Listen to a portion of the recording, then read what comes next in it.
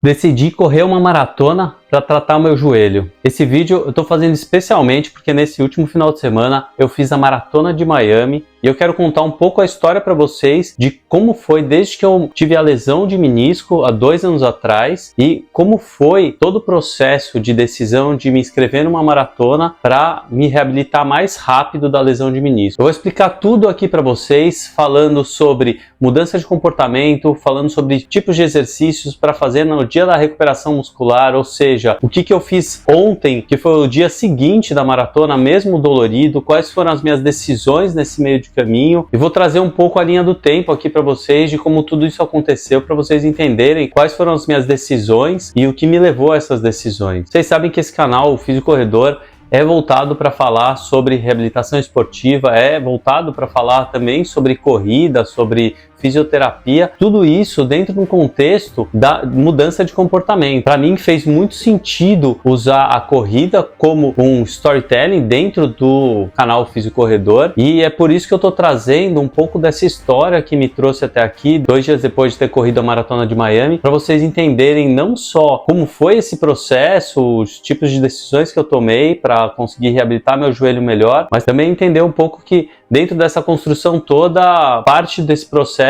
foi o que me levou a começar o canal Físico Corredor aqui no YouTube. Eu vou falar também sobre a decisão de correr de minimalista e depois o que me fez voltar atrás nessa decisão. Bom, tudo começou quando eu fui correr a Ultra Fiord, são 55 quilômetros que eu fui correr numa montanha que chama Torres del Paine, lá no Chile. Foi incrível essa experiência, eu fiquei muito feliz de ter realizado, para mim era um sonho correr a Ultra Fiord, e quando eu cheguei da Ultra Fiord, eu estava super bem fisicamente, eu só estava realmente com dores musculares, até porque eu não consegui correr tanto quanto eu gostaria na prova, porque o solo era muito instável, tinha muitas pedras soltas e eu fiquei com muito medo de cair, me machucar, porque as pedras eram bem afiadas ali. Por muitos quilômetros durante a Ultra Fiord eu tive que andar, isso me fez completar os 55 quilômetros em 14 horas praticamente. Para vocês terem uma ideia, quando eu fiz os 100 quilômetros 2 meses antes da Ultra Fiord, isso eu consegui fazer em 13 horas, 100 quilômetros. É lógico que a altimetria é diferente, mas realmente, na minha visão, o que me fez demorar mais para completar os 55 km da Ultra Fiord, mesmo tendo 4.000 de elevação comparado com os 1.400 que eu fiz nos 100 km, no caminho de Mogi até Aparecida, foi principalmente o solo muito instável. As pedras eram muito soltas, muito afiadas, e isso me causou muita preocupação em relação a rolar pela montanha e realmente ter lesões mais graves. Mas a minha lesão de menisco não aconteceu ali. A gente sabe que quando uma pessoa começa a apresentar sintomas de lesão de menisco, pode ser que ela já tinha há anos essa lesão de menisco e por algum motivo o joelho dessa pessoa estava equilibrado de alguma forma e não estava provocando os sintomas, ela não sentia os sintomas de ter a lesão de menisco. Chegando no Brasil, eu comecei a minha recuperação. Depois de alguns dias me recuperando da Ultra Fiord, eu comecei a treinar com mais intensidade. Por que eu comecei a treinar com mais intensidade? O meu objetivo ali era correr mais rápido novamente para tentar bater os meus tempos nas provas de rua, porque eu sabia que eu não ia conseguir fazer treinos longos nessa fase, que eu estava para me mudar para os Estados Unidos para morar aqui, e eu sabia que eu ia ter menos tempo, então eu tinha que fazer treinos mais curtos e eu escolhi fazer com mais intensidade para conseguir diminuir meus tempos nas provas de rua. Só que o que aconteceu é que meu joelho não gostou muito dessa ideia e provavelmente uma lesão de menisco que eu tinha desde os 30 anos, que eu já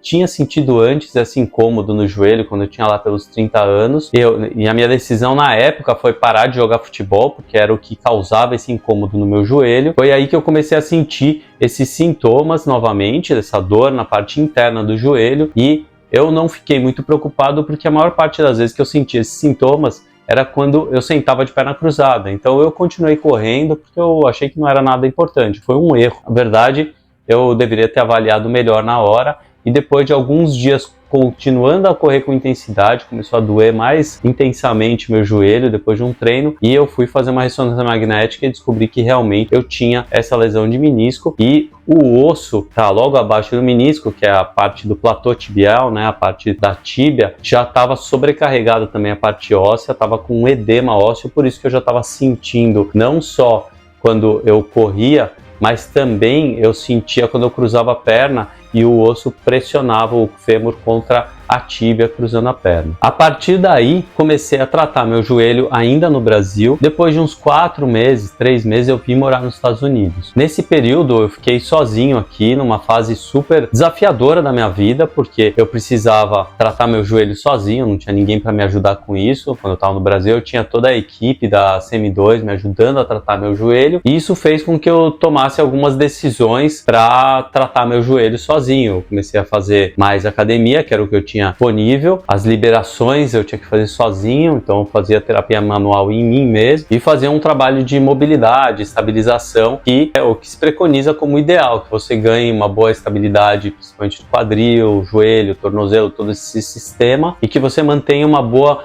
mobilidade articular em todas essas articulações. E foi o que eu fiz, e o meu joelho foi melhorando. Na época, o médico que me avaliou queria me operar, ele sabia que tinha uma indicação cirúrgica no meu caso, mas como eu estava para mudar para os Estados Unidos, eu nem pensei nessa hipótese. Eu sabia também que eu já tinha tido vários pacientes que tinham tido casos parecidos com o meu e eles tinham recuperado. Como meu joelho já estava com esse edema ósseo e a lesão de menisco junto, demorou um pouquinho para melhorar, ou seja, demorou mais de 4 meses para eu conseguir me recuperar totalmente, só fazendo caminhadas, fortalecimento e a físio que eu fazia em mim mesmo. Depois desses 4 meses, eu decidi não só que eu ia voltar a correr, como eu já estava nesse processo de retorno à corrida gradativamente, como eu decidi que eu queria fazer uma maratona usando o minimalista, o tênis minimalista. Eu até fiz um vídeo sobre isso e foi logo no começo do canal. Quando eu comecei o canal, eu fiz tanto vídeo falando sobre que eu queria correr uma maratona usando o minimalista, como eu fiz um vídeo falando que eu ia fazer uma maratona para reabilitar meu joelho. E o objetivo desses vídeos era mostrar que quando a gente tem um foco, um objetivo, é mais fácil a gente tratar uma lesão. E fez muito sentido para mim naquela hora, começando o meu canal Físio Corredor aqui, e ao mesmo tempo fazendo as postagens no Instagram. Mas o que aconteceu depois de um tempo é que não só eu comecei a sentir dor no outro joelho, como também eu comecei a me sentir muito pressionado em fazer postagens com uma sequência que eu estivesse realmente melhorando. E isso eu percebi que começou a me fazer muito mal, mais mal do que bem. Então para mim não fazia sentido continuar fazendo postagens sobre a minha recuperação, sendo que eu estava super pressionado por ser fisioterapeuta em demonstrar que eu estava melhorando e ao mesmo tempo eu não estava melhorando porque eu percebi que eu estava compensando muito minha corrida e comecei a sentir dor no outro joelho. O que aconteceu a partir daí é que nessas compensações que eu fiz de tentando correr de minimalista, num piso muito duro aqui na região onde eu moro, que tem muitas calçadas de cimento, eu comecei a desenvolver uma tendinopatia da pata de ganso e também uma tendinopatia da inserção do tendão do gastrocnêmio medial. Isso me levou a parar de correr novamente, retroceder todo o trabalho que eu tinha feito e iniciar um novo tratamento, também pensando no outro joelho. Então, é lógico que quando você faz exercícios para um joelho na reabilitação, automaticamente você vai fazer no outro. Mas, às vezes, você tem que fazer alguns ajustes dentro da reabilitação para determinadas patologias. E, às vezes, pequenos detalhes contam muito quando é uma lesão de menisco, quando é uma lesão da pata de ganso, da gastrocnêmio medial, são pequenos detalhes que vão influenciar. E realmente, nessa fase, eu não consegui correr por um bom tempo, até que passou alguns meses já tratando o joelho e retornando à corrida. Isso já tinha passado quase 1 ano desde o aparecimento das dores da lesão de menisco, e isso me fez criar um novo objetivo para começar a focar nos meus treinos de corrida. Eu percebi que era importante ter uma meta e eu me inscrevi para a meia maratona de São Paulo, o que foi uma ótima escolha porque eu ia estar em São Paulo justo nessa época da meia maratona de São Paulo, em maio, e ia dar o tempo certinho, 3 meses de quando eu voltei a correr, para eu conseguir fazer a meia dentro do que eu estava programado. E realmente deu certo. Eu continuei fazendo minha físio, continuei aumentando meus treinos de corrida e consegui fazer a meia maratona de São Paulo, que me deixou muito feliz. Mas aí também eu percebi que eu tinha que colocar um objetivo maior, até porque eu tinha prometido num vídeo aqui no canal que eu ia fazer uma maratona reabilitando meu joelho. Sendo sincero, no final da meia maratona, eu não estava sentindo dor no joelho, mas o joelho ficou um pouco dolorido, principalmente o que tinha a tendinite da pata de ganso, que era o joelho direito. Eu ainda estava sentindo alguma coisa depois da meia maratona. Lógico que nesse dia eu forcei bastante, porque eu ainda em 3 meses não tinha dado tempo de eu me recuperar 100% para consegui fazer uma meia maratona iniciando meus treinos, mas eu consegui completar a meia maratona em 2 horas e 5, que foi um tempo que eu fiquei super feliz na época, porque, não, lógico, ficou muito aquém dos meus melhores tempos, mas eu fiquei muito feliz de ter completado a meia maratona correndo a prova sem dor. Fiquei um pouco dolorido no final, então eu vi que eu tinha que treinar mais e, ao mesmo tempo, continuar minha reabilitação. Continuei me reabilitando, me inscrevi na Maratona de Miami, que foi esse final de semana, e uma das decisões que eu tomei nesse caminho de reabilitação e de início dos treinos para meia maratona, na época, foi deixar de correr com tênis minimalista. A partir daquele momento, eu ia só caminhar com tênis minimalista e não mais correr com tênis minimalista. Eu achei importante isso porque parte do processo de desenvolvimento da minha dor no joelho direito, que foi o segundo joelho que eu lesionei, foi exatamente por correr de minimalista. A sobrecarga nos músculos da panturrilha foram muito grandes e com certeza esse foi um fator que dificultou um pouco a reabilitação no início, principalmente da tendinopatia do gastrocnêmio medial, porque toda vez que eu tentava até caminhar com tênis minimalista, eu sentia dor no joelho e piorava os sintomas. Então, eu tomei essa decisão e isso fez muito sentido para mim, mudar essa estratégia e só caminhar de minimalista. E nos últimos meses, eu consegui correr na praia sem sentir dores, mesmo descalço, o que também me deixou muito feliz. Eu cheguei a correr nesses treinamentos para maratona, eu cheguei a correr 7 km sem dor na praia. Eu fiquei muito feliz de correr descalço, porque eu gosto muito e porque vocês sabem, como eu já falei em alguns vídeos, correr descalço fortalece muito o pé, te dá uma outra mecânica de corrida muito mais eficiente, só que realmente nos pisos muito duros que a gente tem na cidade, nas calçadas das cidades, é um desafio muito grande a gente se adaptar e eu percebi que para mim eu precisava de um tempo maior de adaptação, que não era suficiente depois de uma lesão esse tempo que eu dei pro meu corpo. Bom, continuando essa saga aí para conseguir correr a Maratona de Miami, eu fui aumentando o volume de treino, consegui fazer todos os treinos longos sem dor no joelho, consegui aumentando a intensidade, mas o que eu percebi é que se eu quisesse aumentar a velocidade com que eu estava correndo, diminuir o pace, né, para aumentar a minha velocidade, tinha que dar mais tempo para o meu corpo. Para essa Maratona de Miami, eu não consegui aumentar muito a velocidade com que eu estava correndo, isso porque minha musculatura não teve tempo suficiente para se adequar aos treinos de maior intensidade, os treinos de tiros intervalados. Então, durante esse processo também eu fiz muito fortalecimento, muito treino de estabilidade, mobilização, como vocês viram aqui no canal, toda essa saga, os exercícios que eu fui postando aqui tinham muito a ver com o meu treino, com a minha recuperação, mas eu percebi que nos momentos que eu tentei aumentar a intensidade, a musculatura sofria muito, principalmente a musculatura da panturrilha, principalmente a musculatura ligada à estabilização da região medial do joelho, a panturrilha, o gastrocnêmio medial, os adutores, toda a região medial do joelho estava sofrendo muito para aumentar a intensidade, então eu percebi que eu tinha que dar mais tempo para minha musculatura, eu diminuí meu pace. Então foi super importante essa decisão que eu tomei de diminuir a velocidade nos meus treinos, gradativamente o volume para me preparar para a maratona, entre a meia maratona do ano passado, que eu fiz em maio 23, até a maratona desse ano de Miami, que foi agora em janeiro de 2024. Essa é uma informação super importante porque o que eu vejo muito nos corredores que eu trato é essa vontade de querer correr cada vez mais rápido, mesmo com dor. E o que a gente percebe nos tratamentos é que os corredores que aceitam diminuir a velocidade durante os treinamentos para poder readequar o corpo gradativamente a correr com maior velocidade são os que melhoram mais rápido. Os corredores que persistem na ideia de continuar com os treinos intensos mesmo sentindo dor, eles têm uma grande dificuldade de reabilitar. E é essa a ideia que eu quero trazer aqui para vocês.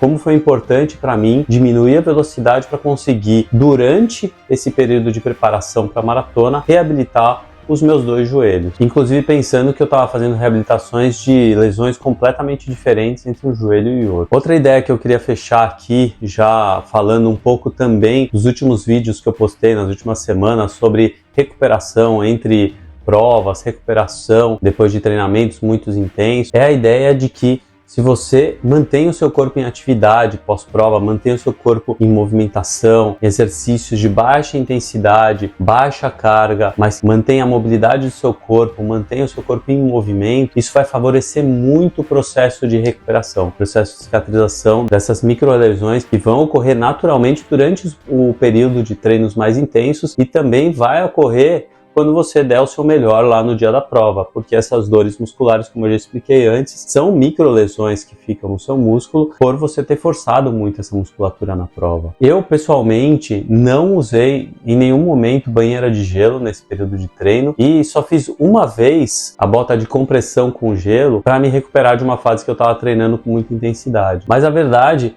é que, como os estudos mesmo mostram, é muito difícil a gente ter certeza, principalmente em provas de longa distância, em períodos de treino tão prolongados como a gente faz para maratona, que efetivamente esse tipo de recurso vai ter um efeito para melhorar o seu desempenho. O que a gente sabe na prática é que melhora a sua sensação, principalmente para ir para o próximo treino com mais vontade, essa sensação que a gente tem de estar mais disposto para o próximo treino. Isso sim favorece, mas eu ainda defendo que uma atividade de baixa intensidade, a moderada, também vai te ajudar nisso, a manter o seu corpo mais disposto para um próximo treinamento intenso. Mesmo assim, as botas de compressão são muito úteis, principalmente porque elas promovem uma drenagem linfática, uma drenagem, essa retenção hídrica que fica no músculo nesse período de recuperação muscular muito intenso. Com certeza vai te ajudar a acordar melhor no dia seguinte e na sequência para um treinamento mais intenso que você precise ir. É isso aí, pessoal. Espero que vocês tenham gostado do vídeo. Eu fiquei muito feliz de ter realizado essa prova e agora eu vou começar a treinar para os meus próximos desafios. Eu ainda não defini uma data, mas eu quero, sinceramente, ir correndo daqui da minha casa até Miami. São quase 90 quilômetros. Eu vou começar com treinos de maior volume agora para conseguir cumprir essa meta até o final do ano e provavelmente me inscrever para alguma prova aí ainda esse ano. Com certeza no começo do ano que vem, ou a Maratona de Miami novamente, ou a Maratona de Fort Lauderdale estão nos meus objetivos aí para janeiro, fevereiro do ano que vem. Agora que eu tenho mais tempo para me preparar para esses objetivos aí pela frente e eu vou conseguir já começar esse período de preparação com um volume maior que eu já adquiri nos últimos tempos aí, me preparando para a Maratona de Miami. Tá bom? Até a próxima, galera!